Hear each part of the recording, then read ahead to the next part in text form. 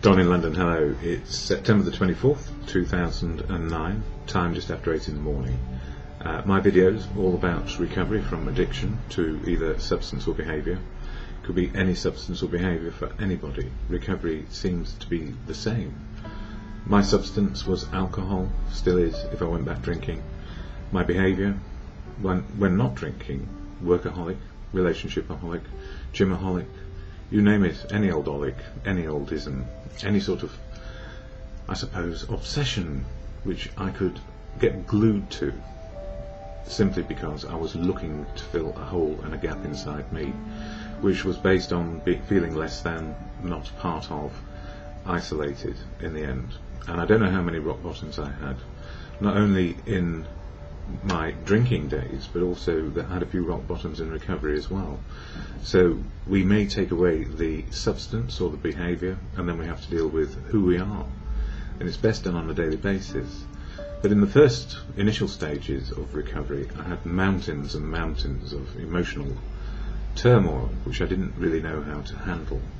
And although family, community, civilization, society, professionals all tried to help me with these particular mountains, I seemed to fall off them back into the world of drink, and nothing seemed to work until I found a fellowship, and that fellowship is and remains Alcoholics Anonymous. And if it wasn't drink, I would go to another anonymous fellowship in order to try and do something about my condition on a daily basis. So it's a 24-hour program for me these days. Live life in the day, just for today. The Fellowship of AA, Alcoholics Anonymous, I cannot and would not want to speak for it. It is full of unique, authentic people who can speak for themselves wherever they choose. And that's sacrosanct. Anonymity, other people's, is sacrosanct to me.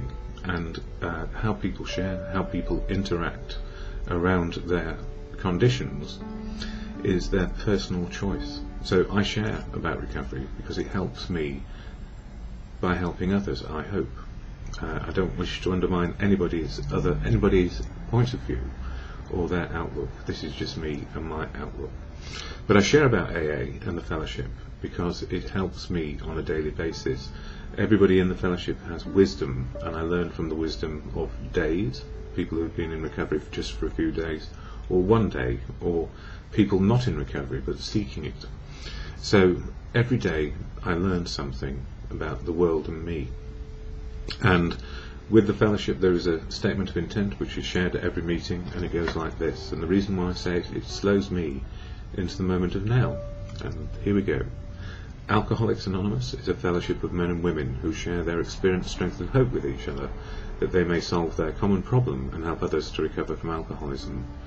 The only requirement for membership is the desire to stop drinking. There are no dues or fees for AA membership. We are self-supporting through our own contributions. AA is not allied with any sect, denomination, politics, organisation or institution, does not wish to engage in any controversy, neither endorses nor opposes any causes. Our primary purpose is to stay sober and help other alcoholics to achieve sobriety. So the fellowship is the collective body of everybody who is in it. And there are 12 steps of action to change attitude and behaviour, and there are 12 traditions which hold the fellowship together. So for the individual, 12 steps around open, honest and willing, and being on the road to truth. And for the 12 traditions, all about unity, service and recovery. And everybody learns how to live life their way. In fellowship, outside fellowship. It's about living life in the real world of now. And I feel gifted because I wake up in the morning sober so I can have another go. So in the morning I say to myself, how am I feeling? Why? What can I do? And this morning I'm feeling okay. Why? Because it's just the way it is. And what can I do? Accept where things are right now. And in that acceptance is a gift of understanding my choices made daily. And what helps me?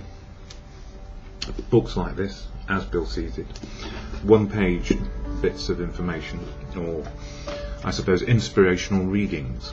They can only inspire if you're in the right mood. Sometimes they can really get right under your skin and you think, I don't want to listen or read or hear this. And this is the same as fellowship too. Sometimes we're switched off. But and also daily reflections, which I shall use first here. But last night I went to a meeting and somebody shared or asked for the reading of the spiritual angle. And for me, when I'm looking for the spiritual angle, it means I'm looking inside myself for the spiritual angle. And it ain't there. It is not inside me.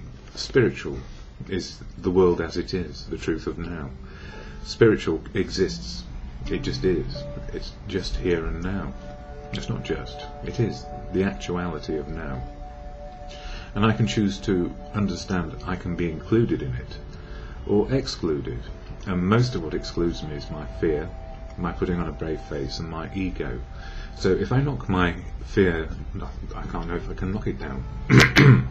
If I understand what I'm frightened of, if I am frightened, where my fear might be, and why I need to put a brave face on because people are judging me, I need to let those things go and find courage, faith and confidence, because in courage, faith and confidence I'm included again.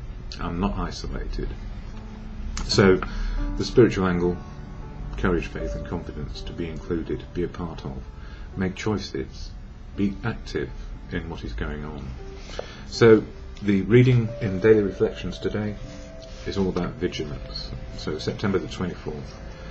We have seen the truth demonstrated again and again. Once an alcoholic, always an alcoholic. Commencing to drink after a period of sobriety, we are in a short time as bad as ever.